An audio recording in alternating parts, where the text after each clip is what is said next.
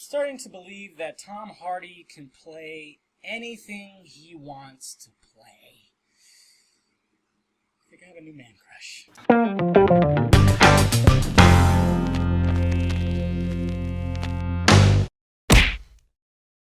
What's happening, film friends? David the Film Junkie here, bringing you a film review of The Drop. And The Drop, of course, stars the late and great James Gandolfini, and of course Tom Hardy and Noomi Rapace, something. And The Drop is about, well, it's about a drop bar that's in Brooklyn, and pretty much what happens there is criminals, I guess you could say, criminals come in there and they do exchanges, you know, kind of like very secretive and everything, and they kind of just store stuff there, and then the bar is owned by, of course, you know, somebody who I guess kind of attached to the mob and everything, so he gets money from the bar, and these two, you got the owner, of course, James Gandolfini. He's not really the owner, like I said, but he runs the joint and he kind of gets things rolling. And of course, you got Tom Hardy, who plays like just the bartender who is mainly in the middle of this whole crazy thing. So then one night, the bar gets robbed, by these two guys in masks and shotguns, and they take some money, and of course that's money that's, somebody higher up who has some connections who is not going to be too happy about that. So then it's kind of just like, okay, who took the money, how do we get it back, and then weird shit starts happening, and then you kind of wonder about certain characters, and you're going, okay, how are they going to resolve this, and that's pretty much it. But what did I think of The Drop? Pretty damn fantastic. Like I said, it's all about the performances in this movie. Okay, you got James Gandolfini, who just recently passed away, and this was his last movie, and it sucks that that's the case because he's just such a good actor. And in this movie, he does a fantastic job. The way he just acts is just so great. It's so spot on for this world in Brooklyn. Being in part of this whole thing, the system that is going on with the drop bar. I mean, when he has scenes where he's just talking, he's just him, and he's just talking to you, you're wondering like what is going on behind this guy's eyes. It's like he has a plan. There's something going on here, and you're like, what is he up to, and what is going on with his background? He's got some kind of crazy background, maybe like a mob background. Hey, Sopranos. And then of course you got Tom Hardy, man. I tell you what, this guy is so versatile. I can't even. His character, the way he just totally transforms, because you think, oh, maybe he's just gonna be a fucking Brooklyn bartender, it's just fucking whatever. But he's more than that. He's also one that you're going, what is going on with this guy? Because you almost think he has like a disorder.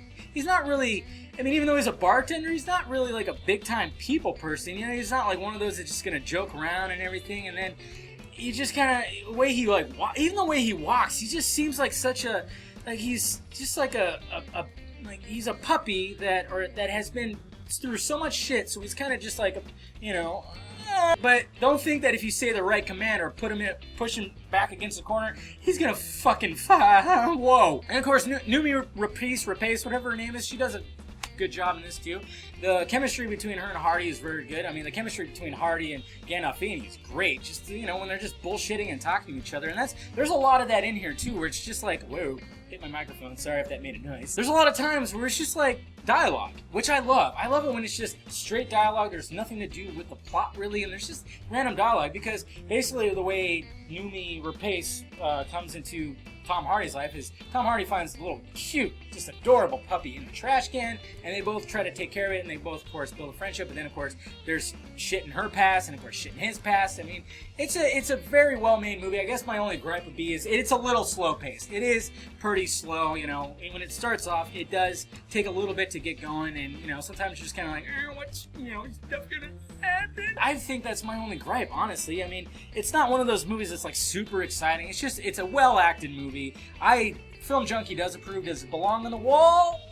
No, I'm not gonna put it up on the wall. I didn't like just go, wow, that's just totally wow. It was a really good, I guess you could say, mob type movie, and it was well acted. Performances were great. It was shot pretty damn well too. The cinematography was done very well, and like I said, it was just a little too slow, starting off, and that kind of brought me a little like, and then all of a sudden it started going up. I'm like, okay, and the whole wrap up at the end was pretty cool and everything. I kind of wish it would have wrapped up a little. I don't know. It it almost got a little too convoluted a little bit, and I was going to wait, okay.